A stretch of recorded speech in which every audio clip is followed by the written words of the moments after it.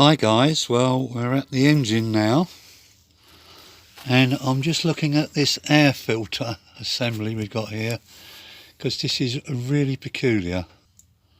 What should happen is we have here an air operated flap, and under here, and you can see it, off of the exhaust manifold between here and here should be a big metallized tube which takes hot air from the exhaust manifold via this into the air filter and into the carburettor when the engine's cold, and then off the inlet manifold there is a sucky tube which comes via a sensor in here and opens this flap when the car first starts.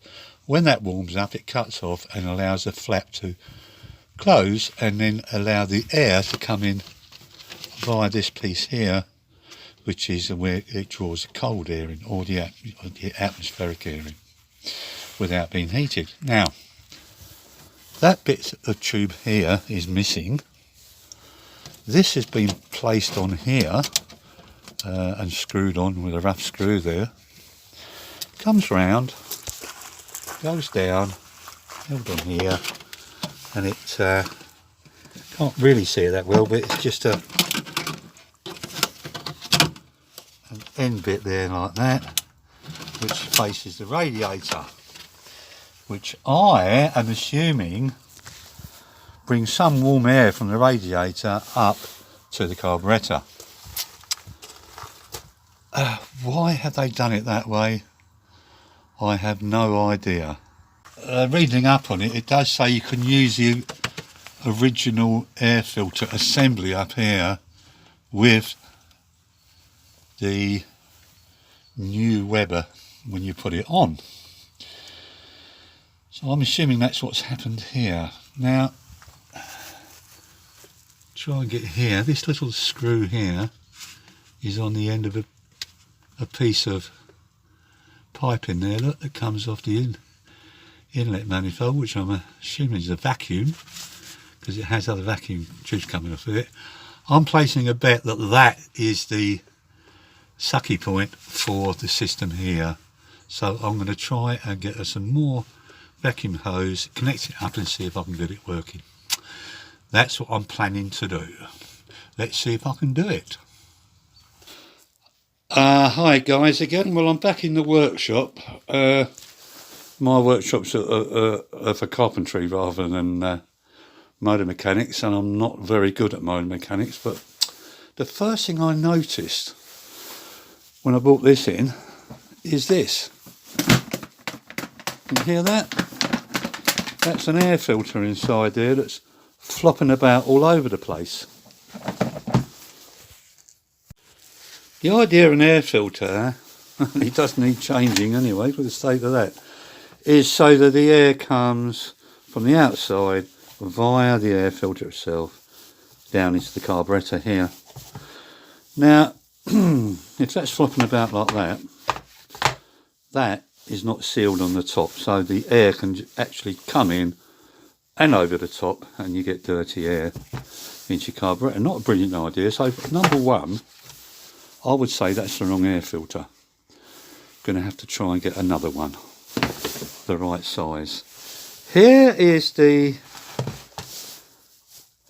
heat sensor I was talking about, and what happens is you have a hose coming from the inlet manifold to the point there, goes through the heat sensor, out here, through that one, through the pipe here, and into this gadget here, which is connected to pull up the flap inside. Now you can see there's the flap there, and the flap moves, so it opens up this airway that comes off the inlet manifold, the exhaust manifold, with heated air coming into the system.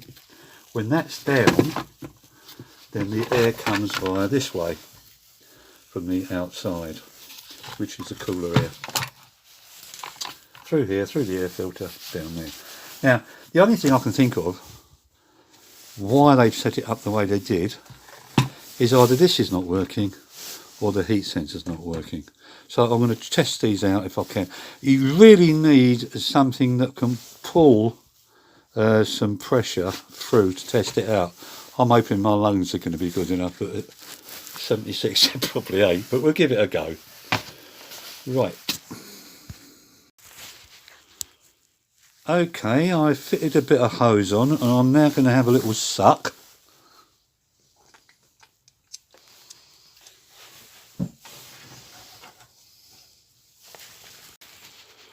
Well, I've used a hot air gun to heat the unit up here, and although it is coming up and down, it doesn't seem to be working 100%.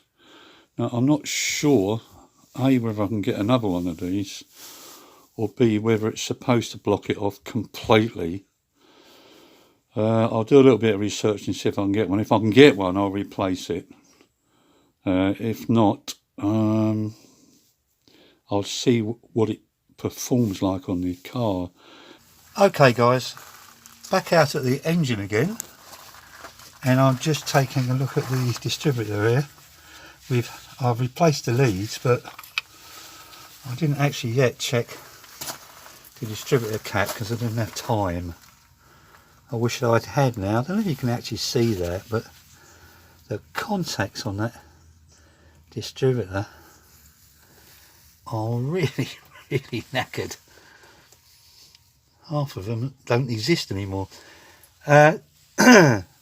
It's got condensation inside because it's a really wet day today. Not too worried about that. Let's have a look at the rotor.